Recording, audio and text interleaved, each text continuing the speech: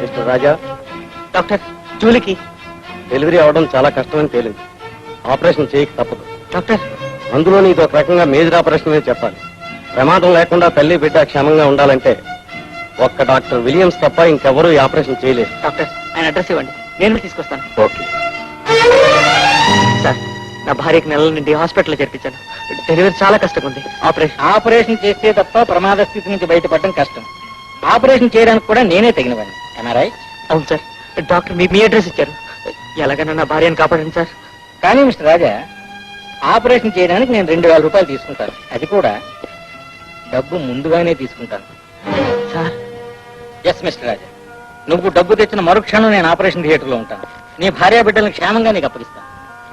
మీరు అడిగిన డబ్బుతో హాస్పిటల్కి వస్తాను. అక్కడ నా భార్య పరిస్థితి చాలా ప్రమాదంగా ఉంది. త్వరగా పదండి sir. I'm sorry mister Raja. ప్రస్తుతం నా డబ్బులు లేవు. మీరు బయలుదేరి వెళ్ళండి, ఈలో డబ్బు తెచ్చిస్తాను. Please sir. ఆల్ రైట్, వెళ్ళి తొందరగా ప్రయత్నించు. ఇప్పటికే ఆలస్యమైంది. నేను నీకోసం వెయిట్ చేస్తూ ఉంటాను. Thank you.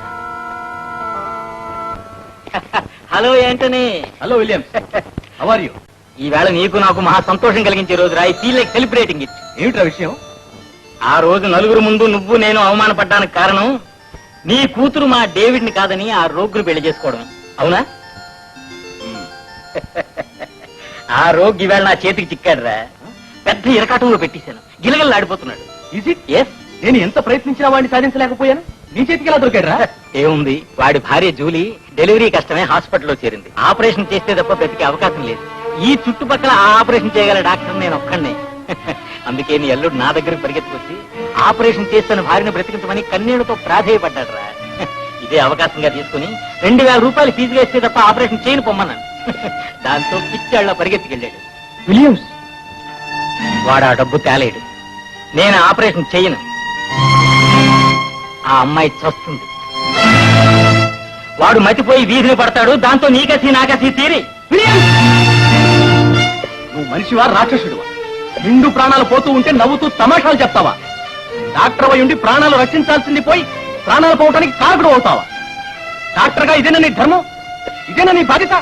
ఇదేనా నీ డ్యూటీ? మిస్టర్ యాంటనీ, అల్లుడికి ఉద్యోగం లేకుండా చేశావు. కన్న బిడ్డని పస్తులు పడేట్టు చేశావు. వాళ్ళు కష్టాలు పడుతుంటే చూసి ఆనందించావు. ఒక కన్న తండ్రిగా ఇదేనా నీ ధర్మం? ఇదేనా నీ బాధ్యత? ఇదేనా నీ డ్యూటీ? పరాయి మనిషి సైతం ఆ పసివాళ్ళ మీద జాలి చూపిస్తుండగా కావలసిన వాడివై ఉండి కన్న తండ్రివై ఉండి ఒక రాక్షసుడిలాగా రాతిగుండి గలవాడిలాగా ఉండిపోయిన నువ్వు నా ధర్మం గురించి నా బాధ్యత గురించి నన్ను ప్రశ్నిస్తున్నావా?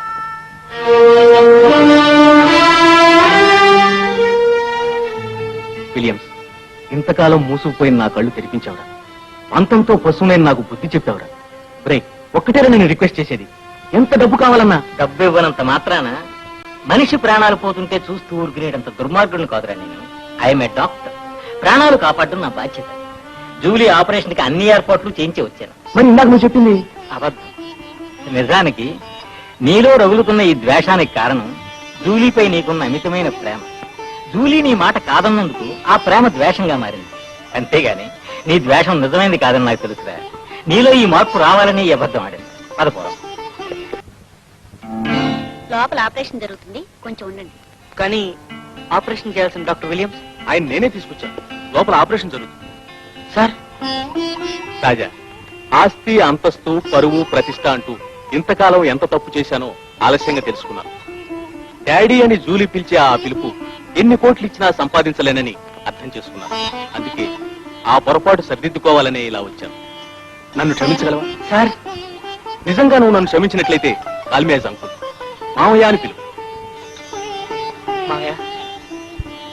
Congratulations mister Raja. Thank you sir. రే, నీకు మనవడు పుట్టాడు రా. Thank you. Thank you.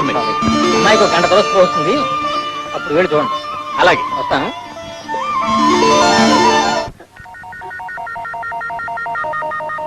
నన్ను ఇక్కడ తీసుకొచ్చిన ఆయన ఎక్కడున్నారు? అతను మిస్సెస్ డెలివరీ అని హడావుడిగా వెళ్ళారు. ఆమె డెలివరీ మగబిడ్డాను కనుక. అలాగా, నేను అక్కడికి వెళ్ళాలి. Julie, I'm very happy. నా ప్రాణానికి ప్రాణమైన నిన్ను దక్కించుకోలేనేమో అని ఎంత ఆవేదన పడ్డాను. బై గాడ్స్ గ్రేస్, మీ డాడీ కారణంగా.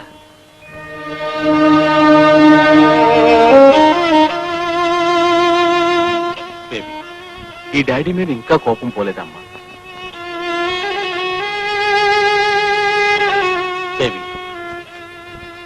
అశాశ్వతమైన అంతస్తు కోసం, క్షణికమైన ఐశ్వర్యం కోసం, తెలియని పంతం కోసం నా బేబీ గుండెను గాయపరిచానని నాకు తెలుసమ్మా. లోకంలో ఏ తల్లిదండ్రులైనా తమ బిడ్డను పెంచడం వరకే తమ బాధ్యత అని తెలుసుకోవాలి. ఆ బిడ్డ జీవితం మీద, తాను ఎన్నుకునే జీవన భాగస్వామి మీద అధికారం ఉంది కదా అని అడ్డుపడకూడదు. కానీ నేను చేసింది అది. ఎవరి జీవితాన్ని వారే అందంగా తీర్చిదిద్దుకోవాలి. అందుకు పెద్దవాళ్ళు సలహాలు ఇవ్వచ్చే కానీ ఆజ్ఞాపించకూడదు. ఈ విషయం చాలా ఆలస్యంగా తెలుసుకున్నాను.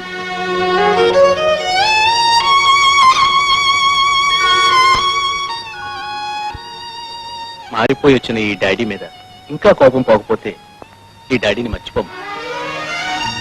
డాడీ